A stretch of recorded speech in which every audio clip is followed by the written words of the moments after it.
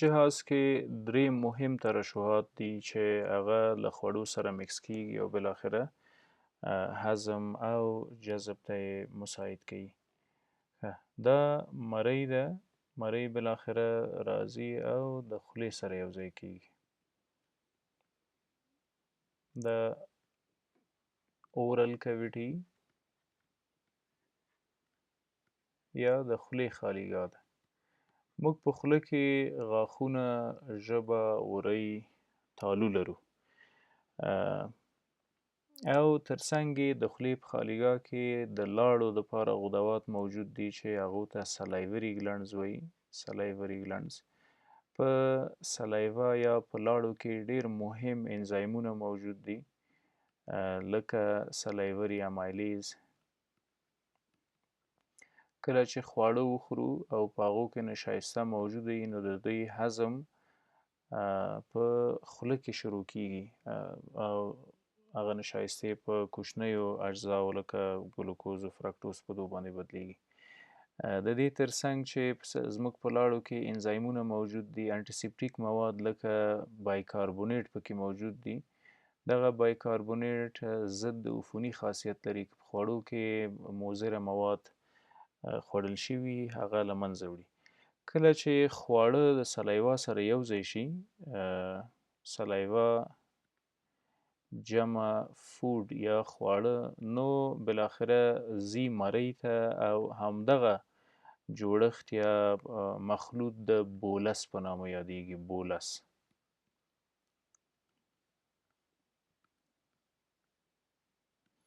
یعنی دلته خواړه وژول شول او بالاخره د مرۍ په مارپیچه حرکاتو باندې لاندې حرکت کوي.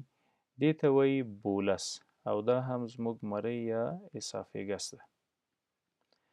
د مارپیچو حرکاتو په واسطه بولس را رسیږي معدې ته. په معده کې ګستریک جوس یا د معدې ترشحات موجود دي. ګستریک جوس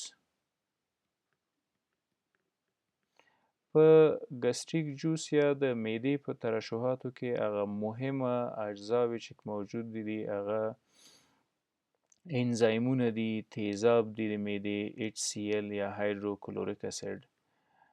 همدا رقم پیپسین په نامه انزایم ده چې پروټینونه هضموي او دا د پیپسینوجن فعاله بڼه ده.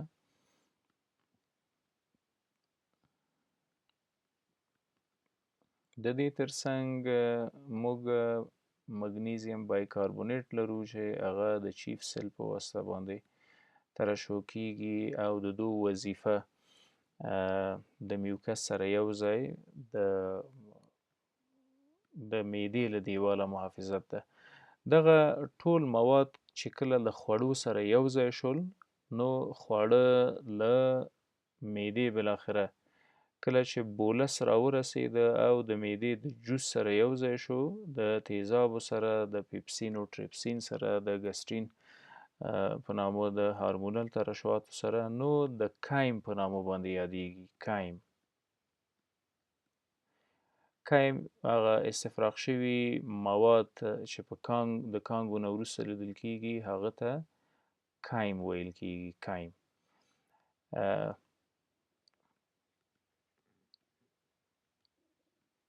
کایم تقریبا 1 نه تر 2 ملي متره باید سایز ولري چې د پایلوریک سفنکټر نه لاندې کوز شي. پایلوریک سفنکټر تقریبا دغه ساحه ده، کوم ځای کې چې معده خلاصیږي او کوچنۍ کولمې شروع کیږي.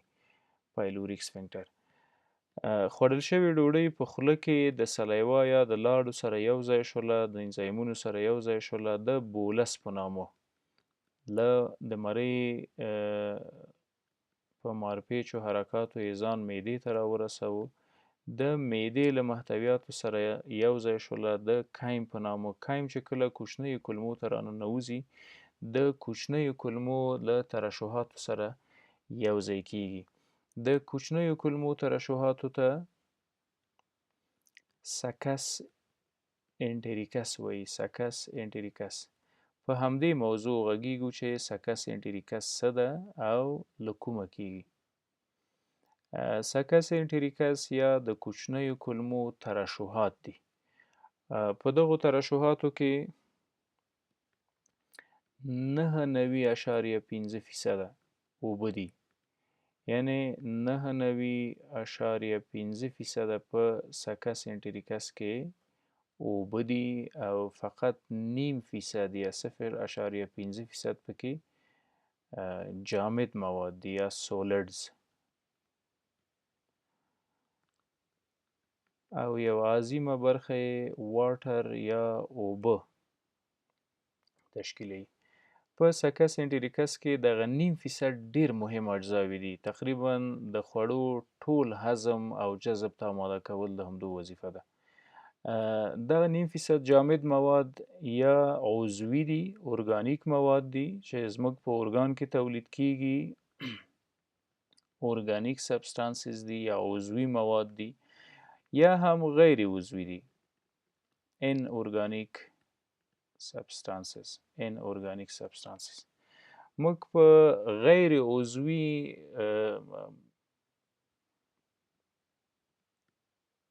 موادو کې سوډیم لرو،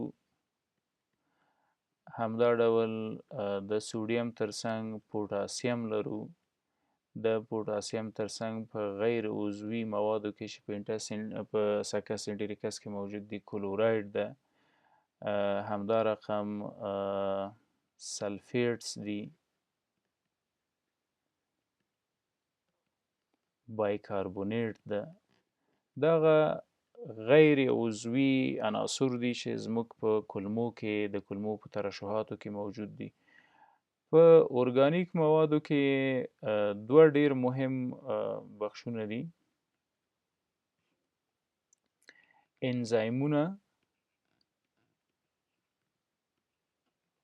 enzymes او other organic substance نور ارګانیک مواد دي. other organic substance نور ارګانیک مواد پکې کوم دي؟ هغه چې په خپله د کولمو د حجراتو نه ترشح کیږي. راځو انزایمونو ته. پروټیولیټیک انزایمز پکې ډیره مهمه ونډه لري. پروټیولیټیک انزایم معنا څه؟ دغه هغه انزایمونه دي چې خوړل شوي پروټین اخلي او تجزیه کوي یې په کوچنیو پارټیکل یا اجزاو باندې ویشي او هضم ته جذب ته آماده کوي. لکه ډای پیپټایډیز په نامه انزایم ده، ټرای پیپټایډیز په نامه انزایمونه دي. دوی اخلي د پروټینونو له کمپلیکس موادو نه سمپل امینو اسید جوړوي. همدا رقم امایلولیټیک په نامه انزایمونه دي پکې. امایلولیټیک د امایلولیټیک انزایمونو وظیفه د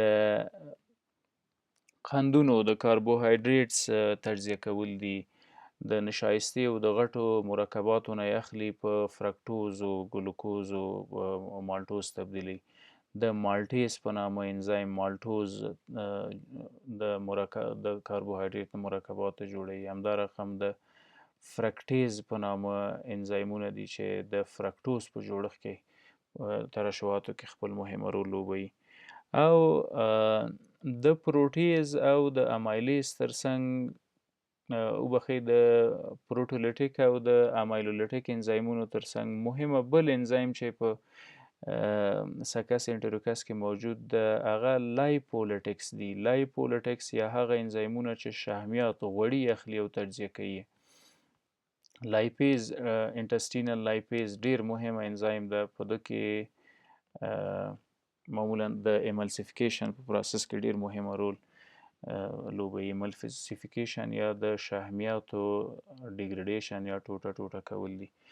په هغه ارګاني موادو کې چې په داخل د کولمه کې ترشح کیږي، موږ په داخل د کولمه کې د ارجنټافین په نامه حجرات لرو. ارجنټافین او دغه ارجنټافین حجرات انټرنزیک فاکتور جوړوي. انټرنزیک فاکتور بیا دوه مهمه وظیفې لري: هیماټوپایسز یا د وینې په جوړښت کې د سرو کرویاتو په تولیداتو کې ډیر مهم رول لري، او همدا رقم د میکوبالامین یا د ویټامین B12 په جذبولو کې مهمه رول لري. دغه ارجنټافین حجرات په داخل د کوچنیو کولمو کې موجود دي. دویمه ډله حجرات چې په کوچنیو کولمو کې موجود دي هغو ته ګابلټس حجرات وایي.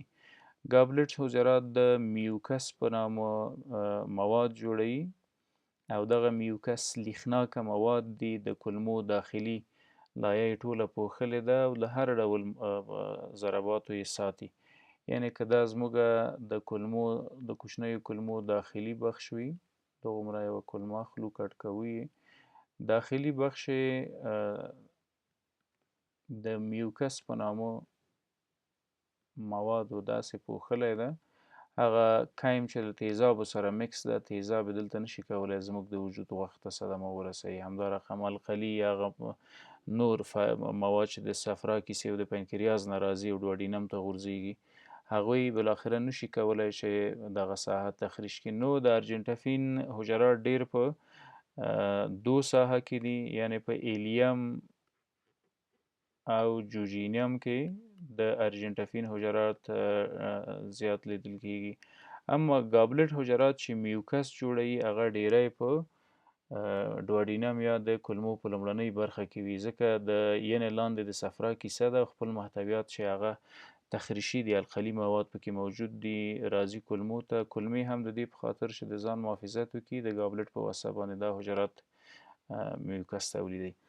ښه، د دو ترڅنګ د ارجنټافین او د ګابلټ حجراتو ترڅنګ یوه ډیره مهمه بله حجره په وړو کولمو کې موجوده ده او هغې ته پینث وایي، پینث حجرات. د دو وظیفه یوه ماده ده چې ډیفنسین نومیږي. ډیفنسین سایټوکاین ده او وظیفه یې په داخل د کولمو کې د میکروبونو، د جراثیمو او د ټولو اجنبي موادو وژل دي. یعنې د نچرل انټي بیوټیک په حیثیت باندې کار کوي. نچرل انټي بیوټیک په حیثیت باندې کار کوي. دا د کوچنیو کولمو ترشحات دي. یعنې زموږ کوچنۍ کولمې دغه مواد زموږ د هضم دپاره او د جذب دپاره ترشح کوي.